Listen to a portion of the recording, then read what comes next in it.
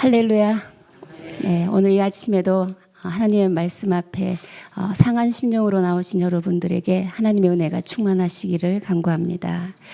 네, 오늘 저에게 룻기 1장을 여는 기회를 주셨습니다. 우리가 1절에서 서문을 어떻게 열고 있냐면 룻기의 시대적 배경이 사사들이 치리하던 때에 그 땅에 흉년이 드니라라고 시작하고 있습니다. 이 시대적 배경을 말하면 우리가 여호수아서를 지금 막 배웠습니다. 여호수아가 가나안 땅을 치리하고 110세에 죽고 또 하나님의 말씀을 또 생명처럼 지키던 장로들이 또 생존하지 않고 이스라엘 백성은 목자 없는 양이 되었습니다. 그 시대 상황을 성경은 이렇게 표현하고 있습니다. 그 세대 사람도 다 열조에게로 돌아갔고 그 후에 일어난 다른 세대는 여호와를 알지 못하며 여호와께서 이스라엘을 위하여 행하신 일도 알지 못하였더라. 이렇게 말하고 있습니다. 그렇습니다. 믿음의 조상들이 자신을 구원하신 하나님을, 자신의 삶의 역사하신 하나님을 다음 세대에 물려주지 못했다라는 것입니다. 신앙이 전승되지 못했다는 것이죠. 그래서 백성들은 하나님을 떠나 자신의 소견에 오른 대로 살아가는 시대에 접어들게 되었습니다. 룻기를 시작하기 전에 제가 여러분에게 권면하기를 원합니다. 여러분들은 자녀들의 그 신앙을 얼마나 전승하고 계십니까? 자녀들은 부모님의 신앙을 보며 자라납니다. 이번 주에 저희가 세례가 있을 건데 어저께군요. 제가 유아 세례를 하면서 부모님들의 신앙 고백을 받았습니다. 제가 물어봤습니다. 부모님들에게 역사하신 하나님은 어떤 하나님이십니까? 고백하기를 원했습니다. 그들의 삶에 고백하신 그 하나님, 그들의 삶에 역사하신 하나님이 그 자녀들이 볼 수 있고 알 수 있도록 그 신앙을 잘 전수해달라고 제가 부탁하였습니다. 이것이 우리에게 주신 또 하나님의 중요한 사명이 아닌가 싶습니다. 치리하던 때에, 사사들이 치리하던 때에, 그러니까 그 하나님을 떠난 백성들에게 임한 하나의 언약적 저주가 그 땅에 흉년이 들었다는 것입니다. 룻이 정경의 위치상 사사기와 사무엘 상하 중간에 있습니다. 사사기는 하나님을 떠난 백성들에게 비피한 삶, 그리고 텅 빈 삶, 궁핍한 삶, 이 삶이 사무엘 상하에 오는 다윗 시대를 통하여서 어떻게 풍족하게 채워지는가를 보여주는 그 중간에 가교 역할을 하는 것이 룻기입니다. 그래서 여러분이 룻기를 볼 때 나오미 그리고 엘리멜렉의 가정을 통해서 그리고 그중에 나오미라는 여인의 삶을 통해서 하나님께서 이 나오미의 절망과 죽음과 상실을 통해서 어떻게 룻기 끝에는 하나님께서 이 여인의 삶을 채우시고 안정을 주시고 회복하시게 된 그 원인, 그 동인 그리고 그 강력한 원동력은 무엇 때문에 이 여인의 삶이 채워질 수 있었는가라는 질문을 하면서 룻기를 보시면 하나님이 우리의 삶에 역사하시는 은혜와 그 인애의 사랑을 여러분이 발견하게 될 것입니다. 하나님이 한 민족을 회복하시고 한 여인의 삶을 회복하는데 어떤 기적적인 일로 회복하지 않고 있고 하나님의 사랑과 그리고 사람들을 통하여 흘러가는 인애, 제가 미가서 할 때 헤세드라 그랬죠. 인자를 사랑하다 헤세드. 그 헤세드의 사랑을 통하여서 한 민족이 채워지고 한 여인의 삶이 채워지는 것을 여러분은 발견하게 될 것입니다. 네, 이 가정의 스토리로 이제 시작이 됩니다. 이 가정의 가장은 엘리멜렉이고 아내는 나오미, 두 아들은 말론과 기론으로 이들은 어디 사람들이라고 밝히고 있습니까? 유다 베들레헴 에브랏 사람들이라고 밝히고 있습니다. 유다 베들레헴 에브랏, 여기는 다윗의 고향입니다. 룻의 서론에서 룻의 말미에 나오는 다윗의 족보를 암시하고 있습니다. 회복과 채워짐의 풍성함의 안정의 상징을 의미하는 다윗의 족보를 이미 1절에서 언급하고 있다라는 것입니다. 삼절에 보면 이제 2절에서 그 가족들이 지금 모압 지방에 들어가서 살게 되었습니다. 흉년이니까 모압 지방에 먹을 것을 찾아서 이주하게 되었습니다.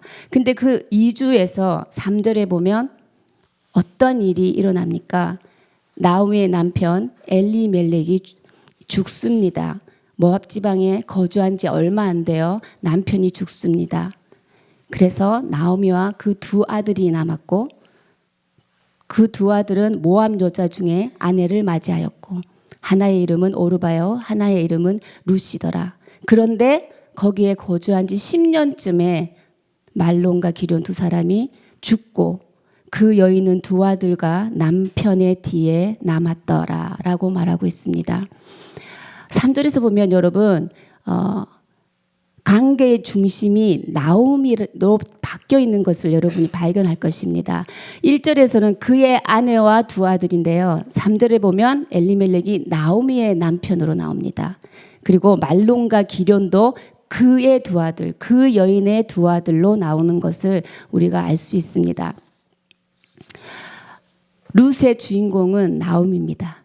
나오미의 삶을 통해서 하나님의 역사하심을 보게 될 것입니다. 이 여인이 두 아들과 남편의 뒤에 남았더라라는 의미는 굉장히 절망적인 상황을 우리가 느낄 수 있습니다. 가부장적 사회에서 남편과 아들 없이 홀로 남는다는 것은 죽음이나 다를 바 없습니다. 아내에서 미망인으로 그리고 어머니에서 더 이상 어머니를 불러줄 수 없는 무자식의 어머니로 전락해버린 것입니다. 남성 지배의 이 문화와 사회에서 여성에게 안전을 제공할 수 있는 남편, 자녀가 더 이상 이 여인에게 그 안전이 주어질 수 없다는 것이죠. 여성의 가치는 어떤 남편을 만났는가, 그리고 여성의 가치는 그 아들들이 무엇을 하는 사람들인가에 따라서 이 여성의 노년의 축복도 보장이 되는 것입니다. 나오미는 이 이방 땅에서 지금 나그네가 되어버렸어요. 그리고 죽음의 희생물이 되어버렸습니다. 먹을 양식도 부족합니다. 이 삶의 고통, 이 죽음과 박탈로부터 삶의 모든 욕구가 무너져버린 이 상황에서 어떻게 생명과 풍요가 다시 주어질 수 있을까? 그것은 문제를 던지고 있는 것입니다. 우리가 흔히 인생을 살아갈 때 이런 고난, 재난이 임할 때가 있습니다. 그럴 때 우리는 이 비극의 원인이 무엇일까? 이 고난의 원인이 무엇일까? 쉽게 우리는 그 고난의 원인을 어떤 도덕적인 부분에서 찾으려고 합니다. 이 본문에서 보면 나오미의 남편이 하나님께서 기업으로 준 가나안 땅에 있지 않고 이방 땅 모압 땅으로 갔기 때문이다. 아니면 또 이 9절에서 3절에서 보다시피 나오미의 아들들이 이방 여인과 결혼했기 때문이다. 왜냐하면 구약 성경에서는 이방 여인과의 결혼을 금하고 있었거든요. 근데 우리가 이렇게 흔히들 생각하지만 다시 한번 본문을 보면 룻기의 저자는 이에 대해서 언급을 하고 있지 않다라는 것입니다. 성경에서 언급하지 않는 것에 대해서는 저도 언급하지 않겠습니다. 실제로 우리의 삶에 닥치는 고난이 어떤 도덕적 원인에 의해서 발생한다면 재난과 비극이 오직 악인에게만 임해야 합니다. 그런데 우리의 삶은 그렇지 않습니다. 악인이 잘 되는 것을 많이 봅니다. 그리고 선한 사람, 믿음의 사람들이 고난을 받는 것을 많이 봅니다. 여기서 우리가 무엇을 보아야 하느냐, 뭐를 더 잘 보아야 하느냐는 것은 그럼에도 불구하고 우리가 믿음의 공동체 안에서 우리가 어떤 말을 합니까? 누구의 잘못 때문인 것 같습니다. 당신의 이러한 죄 때문인 것 같습니다. 이것을 회개하십시오. 우리가 이런 말을 줄곧 곧잘 하기를 합니다. 그래서 그 말을 듣는 지체들은 상처를 받게 되는 것이죠. 우리는 알 수 없습니다. 이런 비극의 원인이 죄에 대한 형벌인지 아니면 우리의 인격을 온전하게 하기 위한 하나님의 손길인지 아니면 자족하는 고마움의 마음을 회복하기 위한 하나님의 역사하심인지 우리는 알 수 없지만 그 이유는 모르지만 때로는 하나님께서는 그 백성들을 공궁에 내버려 둘 때가 있다라는 것입니다. 그러나 그러는 가운데도 하나님의 은혜는 그치지 않는다는 것을 이 시간 여러분이 기억하시기를 주님의 이름으로 축복합니다. 네, 6절을 함께 읽겠습니다. 시작. 그 여인이 모압 지방에서 여호와께서 자기 백성들의 부르사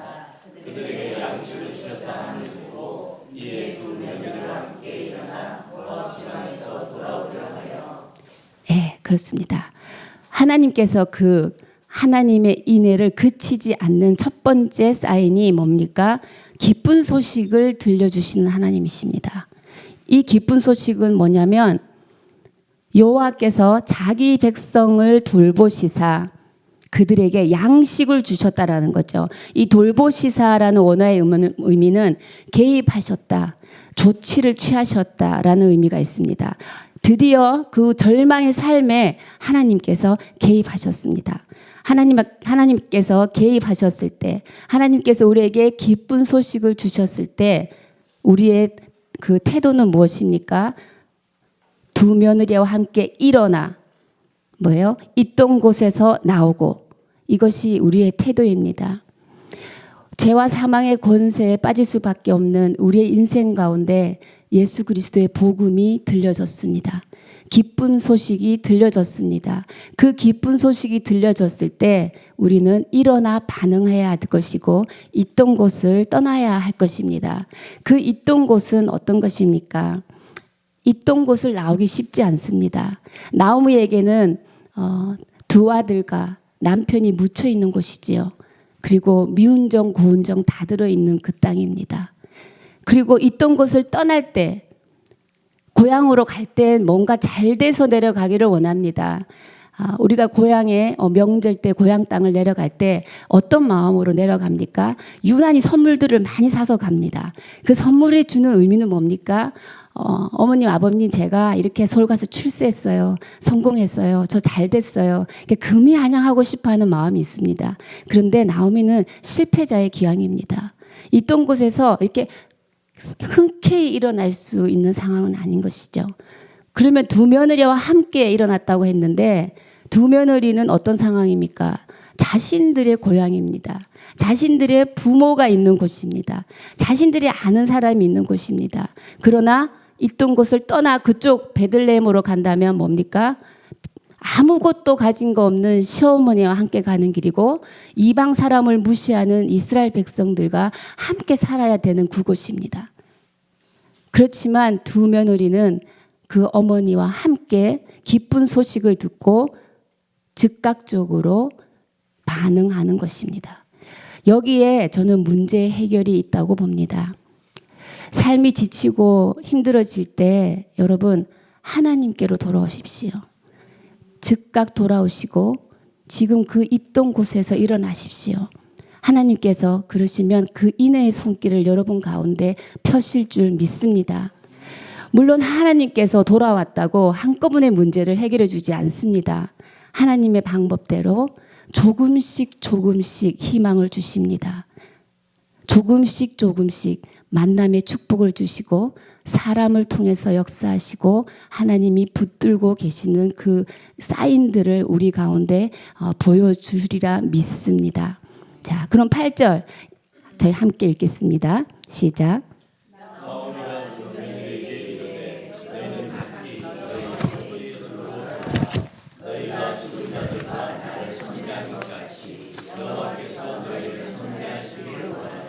아멘. 자, 길을 가다가 이제 베들레헴 고향집 아버지 집으로 돌아오고 있습니다.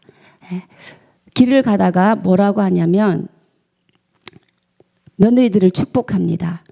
뭐라고 합니까? 너희가 죽은 자들과 나를 선대한 것 같이 여호와께서 너희를 선대하기를 원한다. 그리고 그 전에 너희 어머니 집으로 돌아가라 합니다. 어머니 집으로 돌아가라. 여러분 이렇게 성경에서 저희가 아버지 집으로 돌아가라는 말은 들었는데 어머니 집으로 돌아가라는 것은 3번밖에 나오지 않거든요. 이 어머니 집으로 돌아가라는 것은 쉽게 말하면 며느리들에게 재혼하라는 말입니다. 너네들 재혼해서 너네들에게 안정을 줄 수 있는 새 가정을 이루어라, 이런 말을 하고 있는 것입니다. 그리고 어머니의 집은 뭐예요? 무슨 의미냐면 자녀들이 가장 친밀하게 의논할 수 있는 상대입니다. 자녀들의 결혼, 자녀들의 재혼을 가장 친밀하게 상담해 줄 수 있고 위로해 줄 수 있는 상대가 어머니인 것이지요. 그래서 어머니 집에 돌아가라. 너희가 죽은 자들과 나를 선대한 것 같이 여호와께서 너희를 선대하기를 원한다. 이 말은 너희가 죽은 자들과 너희가 두 남편과 나에게 참 잘했다. 네, 이 두 며느리는 효부였던 것 같습니다. 참 잘했다. 시어머니가 인정하는 거죠.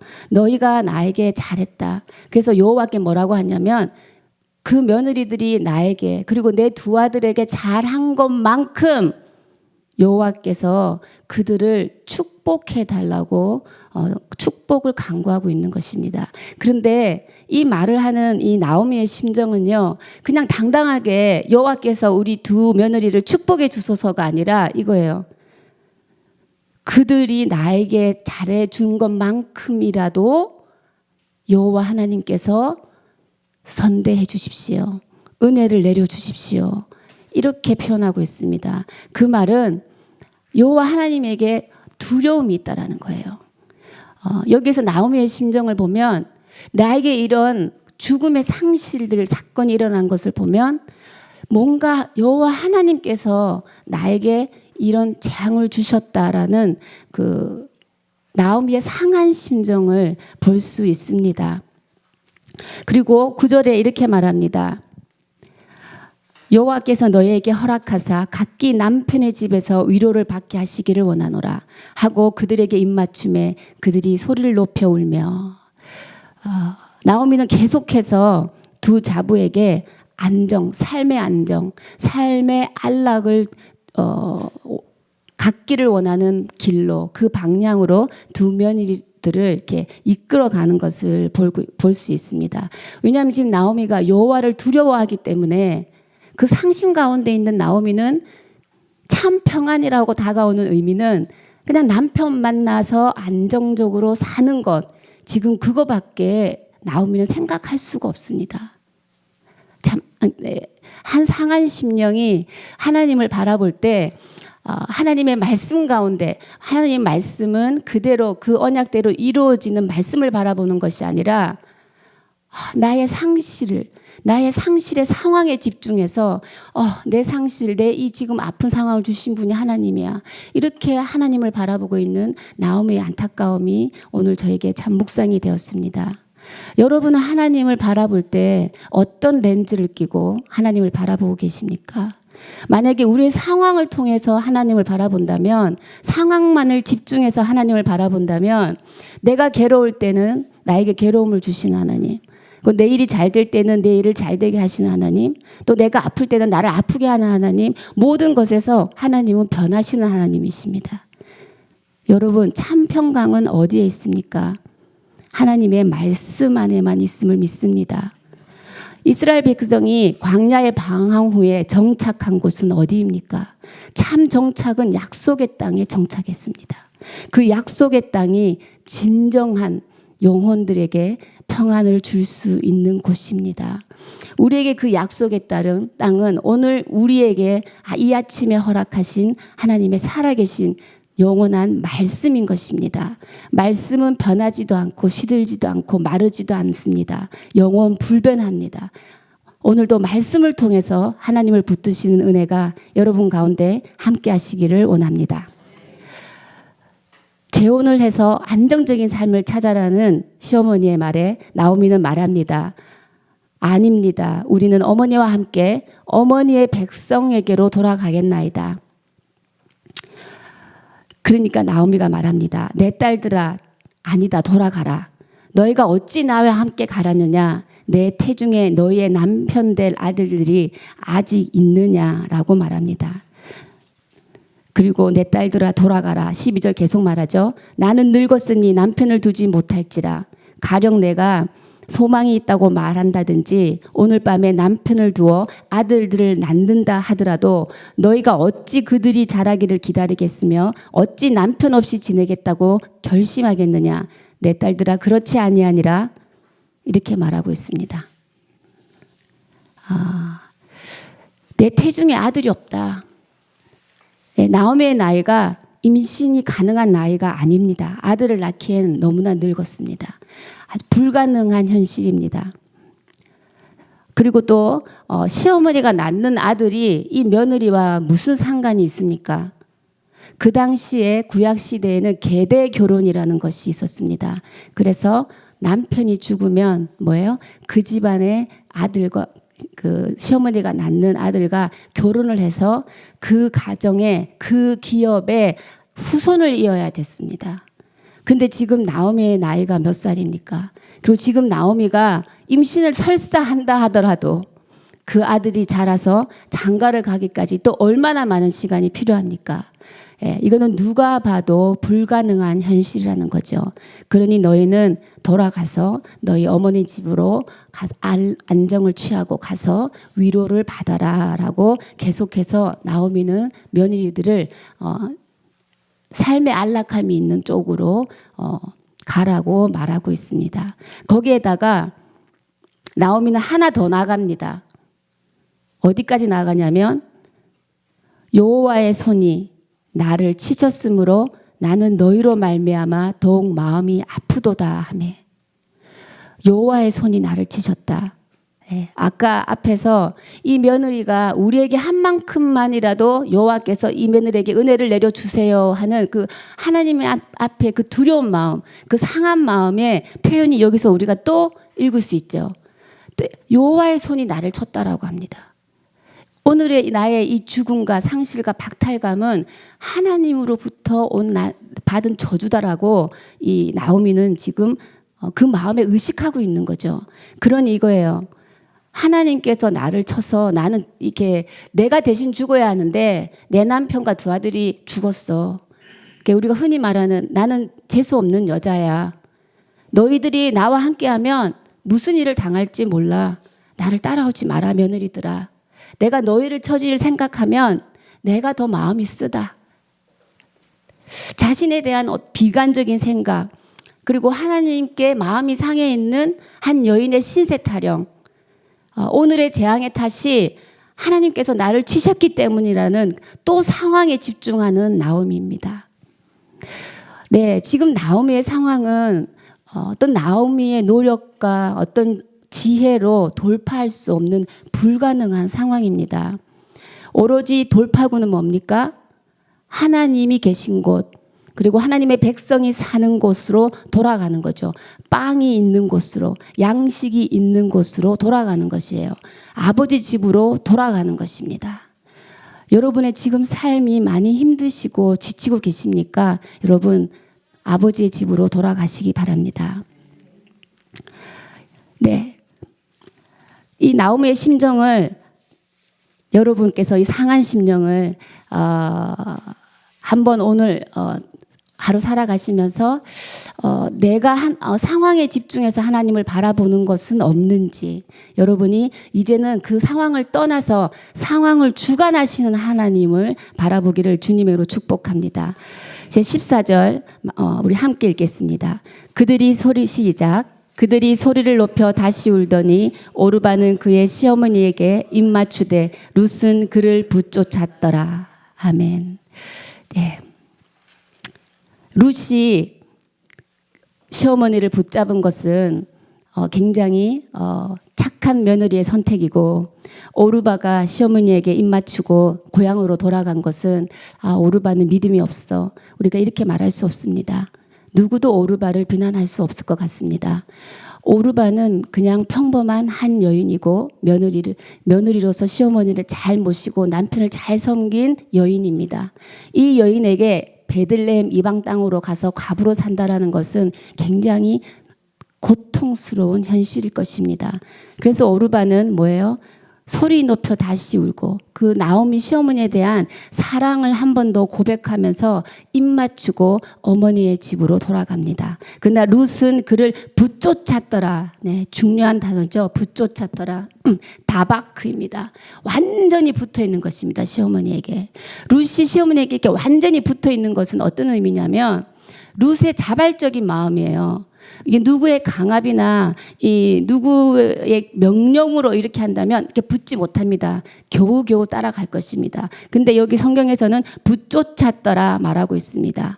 이것은 순수한 인애의 마음, 순수한 헤세드의 마음에서 룻은 공궁에 처한 나오미에게 끝까지 충성하기로 결심한다라는 것입니다. 네, 그렇습니다. 한 믿음의 공동체에서 약한 자가 공궁에 처했을 때 강한 자가 자발적으로 보이는 충성과 사랑인 것이죠. 이 한 사람, 이 룻의 헤세드로 인해서 한 사람 나오미의 인생에 희망의 씨앗이 들어오기 시작합니다. 오늘 여러분의 사랑, 여러분을 향해 흘러가는 헤세드를 통해서 여러분 주위에 한 영혼이 절망에서 희망의 씨앗을 발견하는 통로 되시기를 주님의 이름으로 축복합니다.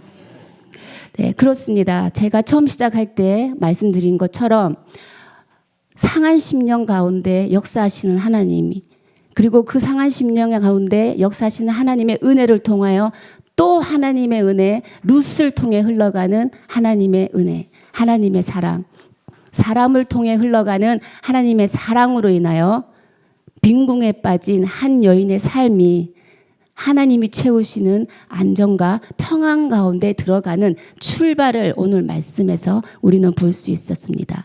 룻이라는 이름의 의미는 동지이고 동료입니다. 두 번째, 하나님께서 절망 속에서 역사하시는 포인트는 우리가 힘든 길을 걸어갈 때 룻과 같은 동료, 동지들을 붙여주신다는 것입니다. 오늘도 여러분이 혼자 걸어가는 것이 아니고 하나님의 함께 개입하신 가운데 여러분 옆에 돕는 지체를 붙여줄 것입니다. 함께 중보하며 나아갈 수 있는 지체를 붙여주실 것입니다. 믿음의 동행이 오늘도 충만하게 넘치는 하루 살아가시기를 주님의 이름으로 축복합니다. 하나님께로 돌아오시는 축복이 여러분 가운데 있기를 원합니다. 우리 함께 기도하기를 원합니다. 주님, 그렇습니다. 모든 상황이 너무나 씁니다. 애쓰고 살아보려고 했지만 어쩔 수 없는, 우리가 할 수 없는 현실들의 재앙들이, 재난들이 우리 앞에 닥칠 때가 있습니다. 주님, 오늘 주님 앞에 간구하기를 원하는 것은 주님, 상황을 붙잡고 주님을 바라보지 않게 하여 주시옵소서. 그 상황 넘어 상황을 주관하시고 역사하시는 하나님을 바라보고 오늘도 아버지의 집으로 돌아가서 우리의 영혼이 영원한 평안을 누릴 수 있는 것은 오로지 주님의 말씀이 있는 곳, 생명의 말씀이 있는 하나님의 임재라는 것을 하나님 오늘도 붙잡기를 원합니다. 오늘도 우리의 모든 삶 가운데 하나님 함께 임재하여 주시옵소서. 그리고 룻과 같이 나의 아픔을 나누고 나를 사랑해주고 또 내가 사랑해줄 수 있는 우리의 지체들을 붙여주시니 감사합니다. 주님, 사람 살리는 교회가 그런 공동체 되기를 원합니다. 옆에 지체들의 아픔을 함께 아파해주고 함께 옆에 있어주며 기도해주며 살려낼 수 있는 우리 그런 공동체 될 수 있도록 사람 살리는 교회 가운데 하나님의 은혜를 부어주시옵소서. 우리 함께 기도하며 나아가시겠습니다.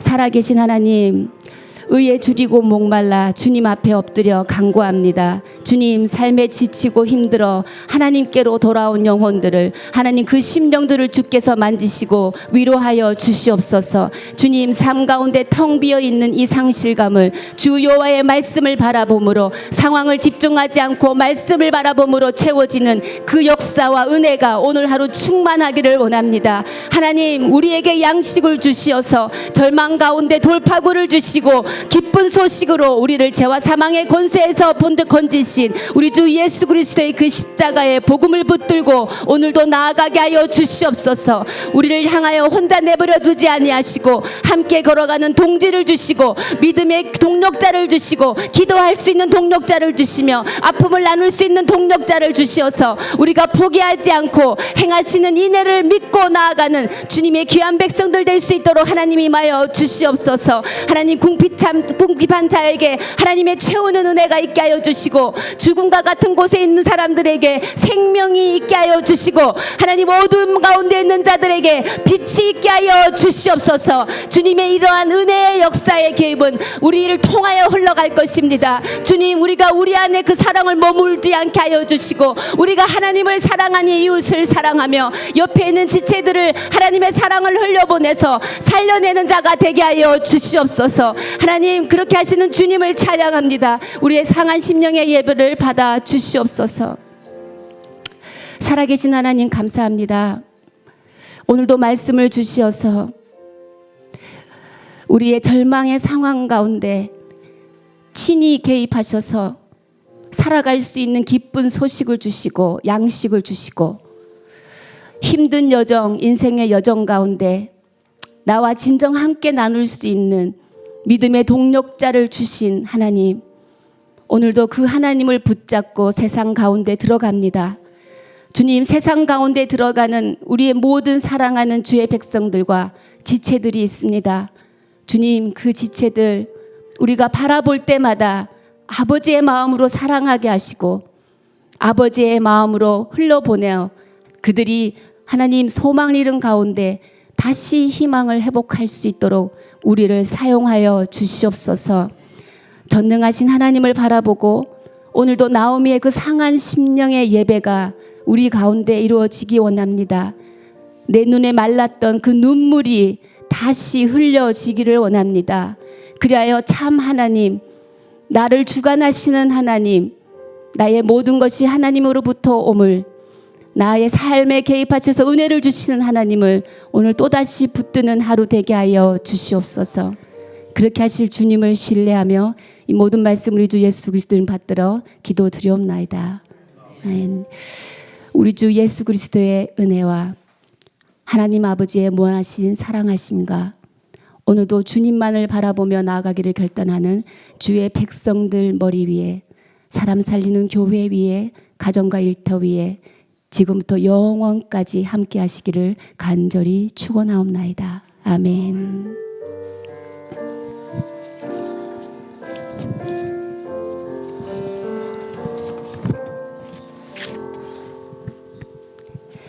네, 예배